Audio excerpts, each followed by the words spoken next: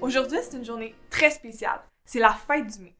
Tous les hommes du village sont partis en forêt pour dénicher le plus haut puis le plus beau des sapins. Ils vont garder juste le haut, qu'on appelle la cime, ou dans notre jargon, le bouquet. On va le ramener au village, où est-ce qu'ils vont les brancher, les corser, puis les femmes vont avoir préparé plein de décorations comme des fleurs en papier ou des rubans. Quand ils vont avoir fini, les villageois vont se rassembler, ils vont prendre leurs fusils, puis ils vont former un cortège pour se rendre jusqu'au manoir. Ben, le manoir de mon père, dans le fond. Puis nous, en dedans, on va faire comme si on le sait pas, mais dans le fond, on le sait très bien, parce qu'à chaque fois que mon père, le seigneur, signe un nouveau contrat avec le censitaire, c'est écrit qu'il y a comme devoir de fêter la fête du mai. Fait que, le sachant d'avance, ma mère a le temps de préparer un gros buffet pour accueillir tous les invités. Mais on joue le jeu, c'est plus drôle comme ça. Fait que quand il arrive, les deux aînés du village, généralement, viennent cogner à notre porte.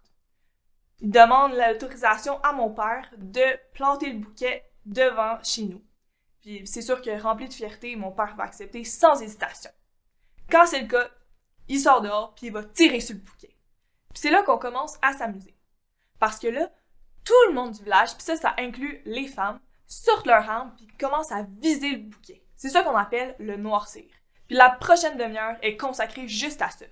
Puis quand le bouquet est bien noirci, les invités sont amenés à entrer dans le manoir où ils peuvent déguster un super buffet que ma mère a préparé, comme je vous ai dit, puis évidemment à boire un bon coup.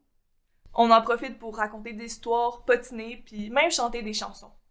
Puis nous, les filles, on en profite pour se mettre belles. On se met des rubans dans les cheveux, des fleurs aussi, puis on aime ça séduire les nouveaux prétendants qui, peut-être qu'éventuellement, pourraient nous demander en mariage, on sait pas.